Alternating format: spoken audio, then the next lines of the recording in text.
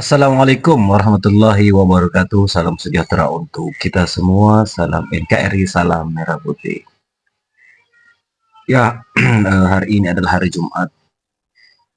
Selamat berjumat bagi kalian yang Muslim. Jumat pertama di tahun baru 2025. Dan untuk teman-teman di kalangan non-Muslim, semoga tetap disihatkan oleh Tuhan Yang Maha Esa.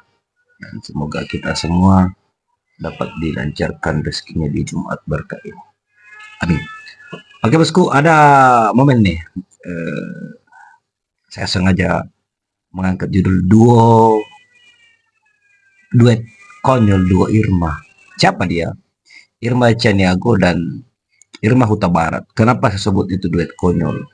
Karena ini menurut para netizen yang saya dapat beritanya, kabarnya nih, tanggapan netizen bahwa ternyata Irma Caniago dan Irma Huta Barat ini nggak pernah nyambung ketika ditanya diskusi gitu, agak lain kan ya. Dan kemudian ada parodi dari presiden TikTok ya, tentunya yang mirip dengan Pak Mulyono. Mari kita simak videonya. Khusus untuk Bapak, framing katanya, framing. Oh, lumayan juga dapat voting nomor 3. Padahal kalau konteksnya bagus, bisa jadi modal sosial tuh untuk melangkah maju jadi sekjen PBB. Sekjen nggak tuh?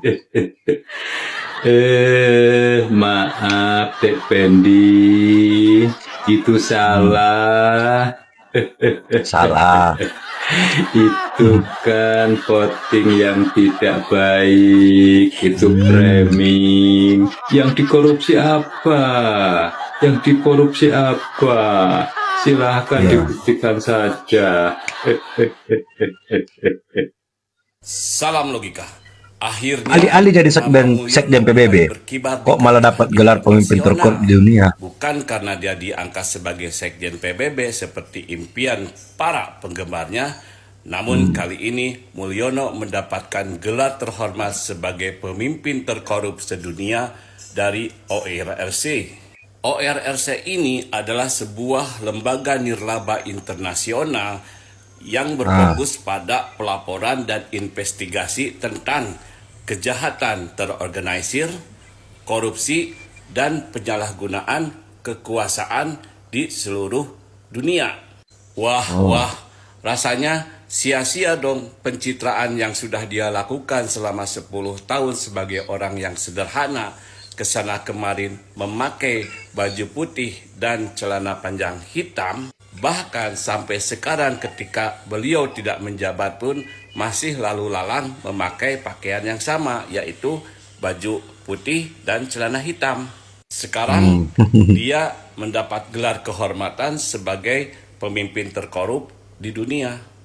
Namun bukan Mulyono namanya kalau tidak bisa melakukan sesuatu. Terbukti berita digelarinya Mulyono sebagai pemimpin terkorup sedunia ini langsung menghilang dari peredaran. Ini kan kayaknya seolah-olah Anies itu dilepas gitu kan. Anies bukan kader Nasdem. Ini Irma bicara terkait Anies dengan Nasdem ya. Bukan kader PKB, bukan juga kader PKS. Kok dilepas? Ya enggak dong. Jadi tidak ada tanggung jawab bagi Nasdem terkait masalah masa depan karir politik Anies gitu. Lah, kan Nasdem sudah bilang kalau Anies mau nyalon lagi sebagai gubernur DKI, kami siap mendukung. Tapi buktinya gitu. Enggak. Sahroni jadi wakilnya. Agak lain ya. Masuk barang itu kan? Ya benar. Masuk barang itu bahasa Bang Ngabalin. Apa salahnya? Kan saya menjadi angin sejuk. Ini antara dua tokoh. Yang lain pada sepakat hanya emak Irma yang tidak nyambungnya ini. Yang kedua-duanya sangat saya hormati. Siapa Irma yang satu ya? Sebelum kita masuk ke pembedahan isu teknokratis terkait PPN, saya ingin mengajak kita semua untuk kembali lagi ke pidato Presiden Prabowo ketika beliau dilantik di gedung DPR MPR. Beliau pada saat itu berkata, jangan kita sebagai sebuah bangsa berpuas diri, ongkang-ongkang kaki berbangga diri, karena sampai hari ini masih ada masyarakat Indonesia yang belum sepenuhnya menikmati hasil-hasil kemerdekaan. Masih ada rakyat Indonesia yang miskin, yang tidak memiliki akses ke pendidikan maupun ke fasilitas kesehatan. Maka daripada itu kita mengakui bahwa yes, ada PR yang belum terselesaikan, Bang Aiman. Tetapi bukan berarti tidak ada ruang untuk optimisme. Kalau kita berbicara ruang optimisme, itu 100% harus berlandaskan data. Apa data yang hari ini kita lihat? Tren pertumbuhan ekonomi Indonesia post-COVID, setelah COVID di tahun 2021 sampai 2023-2024 itu berkisar di angka 5%. Itu merupakan salah satu yang pernyataan lu itu tidak menjawab problem kita berdua. salah satu yang sebentar Bang, salah satu yang terbaik. Angka kemiskinan kita sekarang sudah menyentuh 9 bahkan bergerak ke bawah. Kemiskinan ekstrim di angka 1% dan kita targetan di bawah pemerintahan Presiden Prabowo 0%. Sekarang kita masuk ke PPN. Dilema daripada PPN ini adalah sebuah koin dengan dua sisi. Di satu sisi penunjang utama dari penerimaan negara itu dari pajak 83%. Kalau kita bedah dari 83% penerimaan pajak, sekitar kurang lebih 20-23% itu berasal dari PPN. Kalau dirankingkan itu ranking kedua di bawah PPH. PPH kombinasi antara PPH badan maupun PPH 21 untuk karyawan maupun PPH lainnya. Itu ada ranking 2. Bahkan kalau di split itu kurang lebih angkanya PPN dengan PPH badan itu mirip-mirip angkanya. Sebegitu besar kontribusinya. Tetapi di lain pihak kami menyadari bahwa dampak PPN ini memang secara nature PPN pasti akan ditanggung oleh konsumen paling Semua masyarakat Indonesia. di konsumen tingkat paling akhir. Itulah nature PPN. Yang paling terefek adalah kalau kita berbicara persentil masyarakat, ada kelas atas, menengah, aspiring middle class, calon kelas menengah, kelas rentan miskin maupun kelas miskin. Yang tidak terpengaruh boleh dibilang itu hanya kelas atas. Mulai dari kelas bawah, menengah sampai kelas miskin itu semuanya terpengaruh. Nah, maka daripada itu kita perlu melakukan, pemerintah dalam ini melakukan mitigasi. Ini yang tadi bilang, benar. antibodinya, Bang Adian.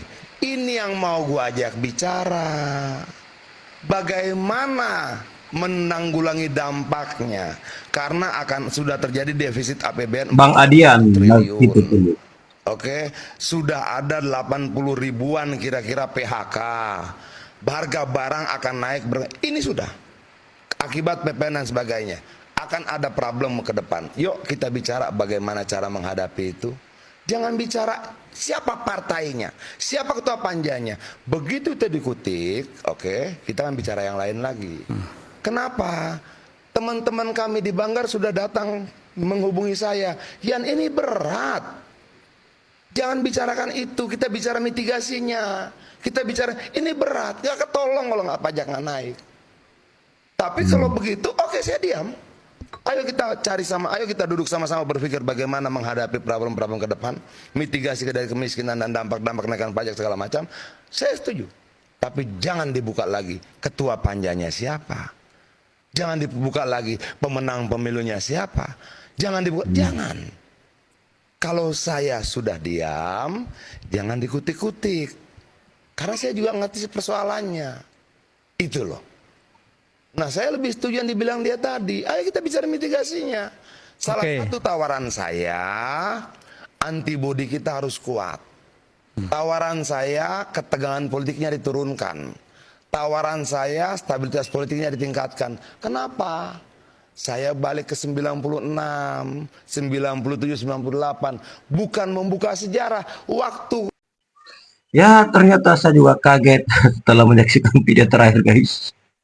Di situ tidak ada isinya Irma Huta Barat ngomong, cuma ada gambarnya. Tapi kalian kalau mau lihat video aslinya lengkapnya mungkin ada. Cuma itu yang saya dapatkan, guys. I'm sorry. Saya juga tertipu sebenarnya. Ya, bagaimana menurut tanggapan kalian? Ya jangan pernah merasa tertipu ya. Saya juga tidak paham.